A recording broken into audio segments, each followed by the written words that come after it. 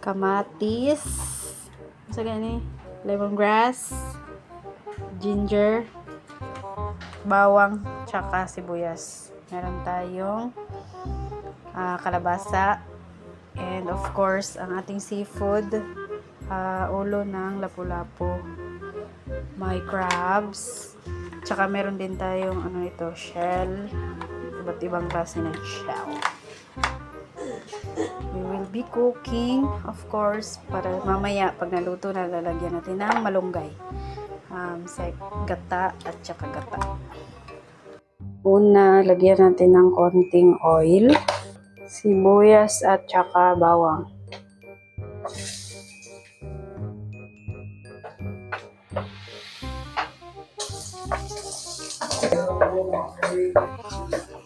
Ayan. Gisahin muna natin. Tapos lagay na natin ang ginger or luya.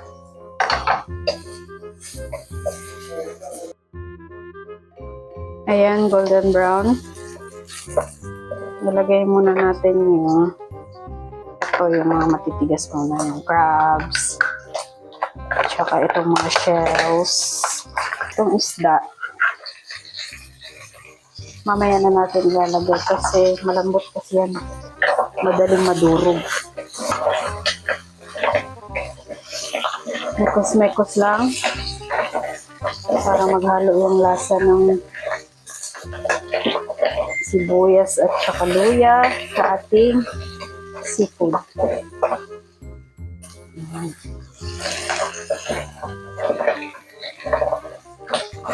Takpan muna natin para medyo maluto yung seafood natin. 2 to 3 minutes para buksan ulit. After 2 to 3 minutes, ito na yung itsura.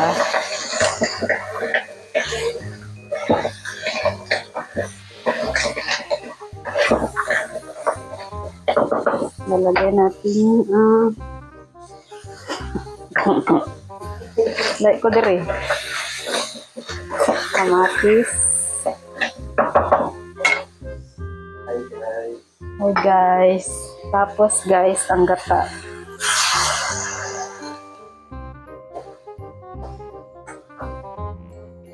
Medyo malapot talaga ng konting tubig. Tanglad.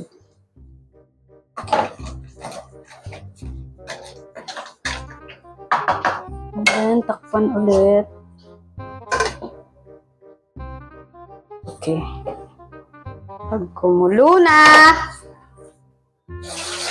ilalagay na ang isda.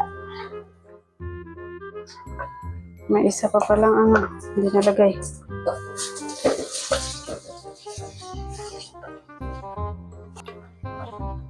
Lagay na ang isda. Kasi madali kasi siya madurog pag inuna natin to. So, kukuluin muna bago ilalagay ang isda. Tapos, takpan ulit bago natin lalagyan ng pampalasa. Okay? Tapos, kumulo na ulit. Lalagay natin ang pampalasa. May bitsin tayo dito. Ganito karami. Depende na sa inyo guys kung ano yung gusto nyong lasa. Basta sa inyo na po yan. Tapos, lalagyan natin ng asin. Nag-ano pala ako kanina, nag-add ako ng tubig kasi medyo malapot yung gata niya. Ninagdagan ko ng tubig. Kasi mamaya, pag malapit na itong maluto is, lalagyan ulit natin ng first na gata. Kalabasa. Ayan. Medyo natin to. Palalambutin natin. Masarap kasi siya kapag medyo malambot na. Tsaka naghahalo na siya sa karne. Yung kalabasa natin. Pag medyo madilaw na yung sabaw niya. Diba?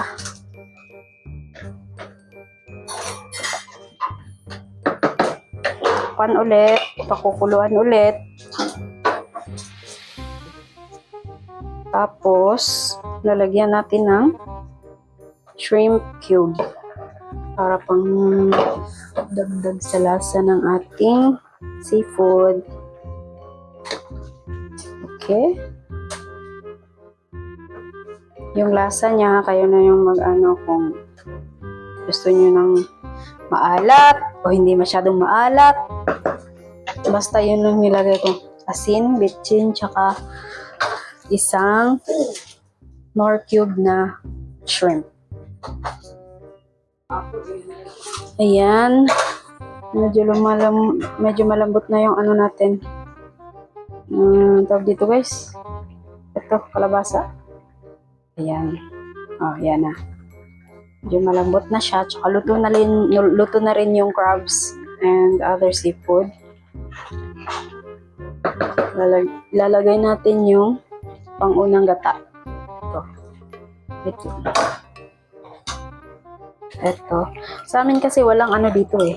Meron naman nabibili. Pero yung ginamit ko is yung powder na gata. Ito, powder ito. Medyo kinuntian ko lang yung tubig niya at saka dinamihan ko yung powder para medyo malapot siya. Lalagay natin. Ayan. Tapos, mekos-mekos ulit. Para medyo mahalo. And then, aantayin natin na kumulo ulit. Pagkakulo niya, ayan na. Lalagay na natin yung mga dahon-dahon.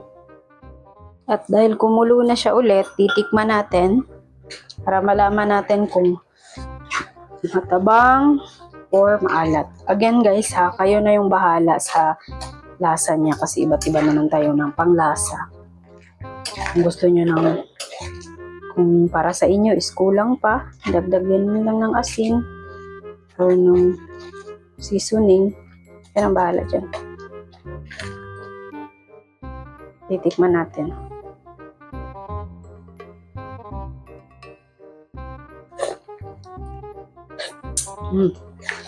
Super yummy. Okay, para sa akin is okay na to. So,